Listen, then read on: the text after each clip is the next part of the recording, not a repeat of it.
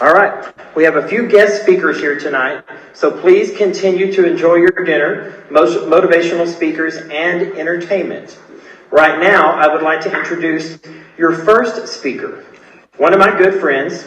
We met about 2 or 3 years ago, and it was interesting because we were in an audience full of realtors, and they asked, how do you set yourselves apart in this market? And both of us were like, answer the phone. That's how you set yourselves apart in this market. So we knew we were like brothers.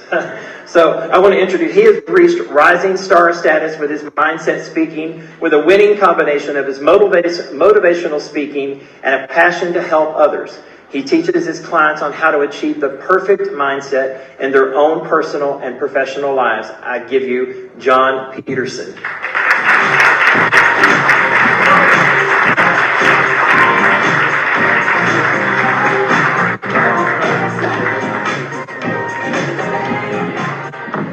All right. Well, hope everyone's having a great night. Just want to thank David for the introduction, WCR, Gabby, everyone.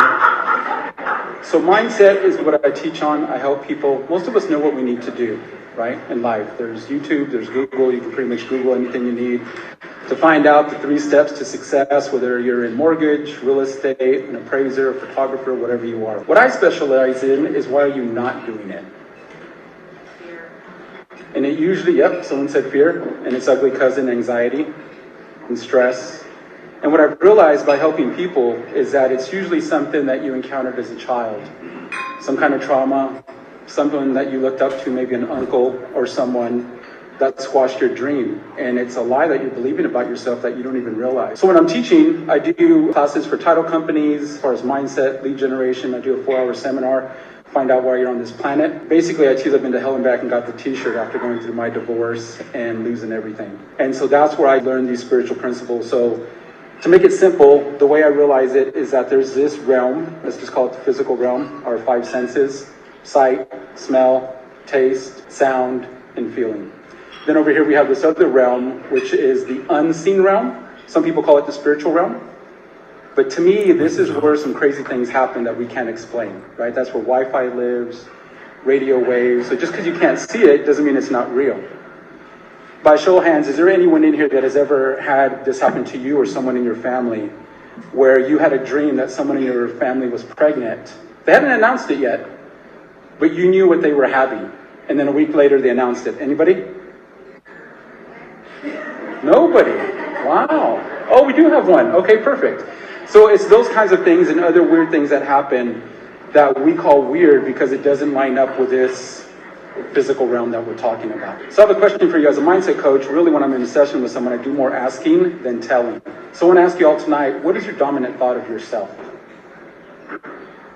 What do you think about yourself 24/7? Just want you to take a second and just think about that. What do you think about yourself? Do you think you're amazing? Or do you think you're worthless? I'm not going to go too deep tonight because I don't want to make anybody cry. We're supposed to be a fun event, right? Christmas. And asking those questions is where a lot of the answers are. So that's why you always hear these motivational guys, the power that's in you, all the answers are in you. It's true. And that's one of the reasons why I realized people try to stay so busy. Because it's when you get quiet and when you're alone, you start having these thoughts or these visions where it's like, why am I helping homeless people? That's weird. Why am I helping single moms? Ding, ding, ding, that's a little hint that that's your calling. I don't have dreams to help single moms. I date them, but I don't. And so everyone has a separate thing that is them, unique to them, right? As you can tell, I'm a little bit of a clown. But yeah, it's just one of those things. So if you have something, and it usually happens in weird times when we're driving, in the shower, when we're alone. Because again, most of the time our lives are just so freaking busy, right? And I get it. Especially the more successful you are, it seems like the less time we have. And I get that. So again, back to the question, what is your dominant thought about yourself? Second question I have about that is, where did that thought come from? Most people, when they come talk to me, have never done that. And that's the first thing I recommend is that they go sit, get a piece of paper, almost have a meeting with themselves, and ask themselves these questions. Right after my divorce, after I was devastated, that's one of the things I did. I just took out a piece of paper. It's like, okay, my kids are gone, my wife's gone, what have I always wanted to do? And it led me on this path. And then I read this book that said, capture every thought and take it captive. And I'm like, I didn't even know that was an option. So if I can capture a thought, right, and kind of look at it and just analyze it and just be like, are you in alignment with my vision or not? But most of you don't even know what your vision is. So again, back to that question, where do your thoughts come from? This is my personal opinion. How many of you, we're going to date some of you guys here. How many of you guys remember Tom and Jerry, the cartoon? A couple of you. Okay, cool. So anytime they were fighting in this cartoon, right, and they got ready, the mouse, Jerry was doing something to the cat Tom, and he was going to retaliate, the screen would freeze, and a little demon would pop up, and a little angel would pop up. You guys remember that? The demon's like smack him in the face with a frying pan, and the angel's like, oh, forgive him. I truly believe it's like that, but here's the thing. You're in the middle. You get to decide who you're going to listen to. So this is one thing I want to empower you guys tonight, is to know that not every thought that you have that comes through your brain is yours. I'm going to repeat that. Not every thought that comes into your brain is yours. You can sit there and look at it and say, where the heck did this come from? Right? Again, if it's in alignment with what you're supposed to do, then accept it and bring it in. When I'm speaking, I actually have a picture on my slideshow of a bouncer at a very nice club. And I'll usually ask the people in the audience, like, who is this? They'll yell out different answers. Usually someone will say a bouncer. I'm like, that's right. I go to the next scene, and he has his hand out like this. And so I tell people what I've done, and I recommend to everyone that can hear my voice right now, is I've installed a mental bouncer in my mind.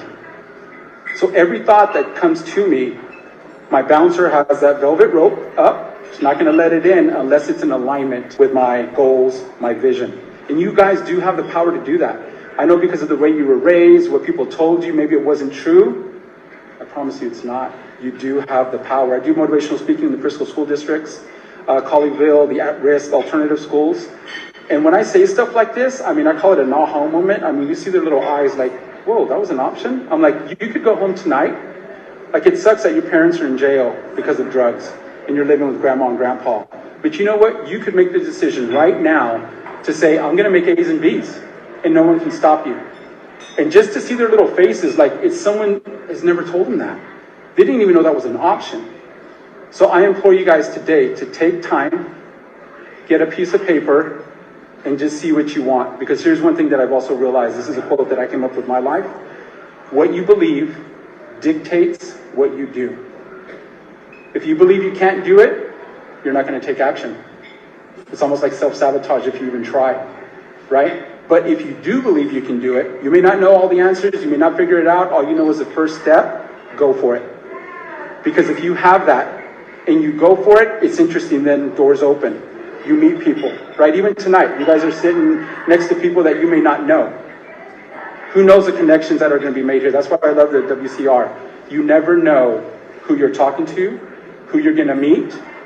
So I implore you guys, get alone, get with your thoughts, because what you believe dictates what you do. Thank you.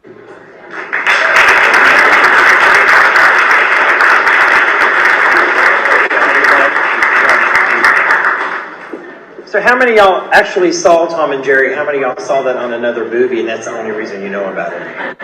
Yeah, that's most of the crowd, I would imagine. All right, so our next speaker, let me turn my podium manual here. So if you haven't met Leslie Rita Smith, she's going to be our next speaker. And I've had the pleasure of knowing her for, almost 2 decades now.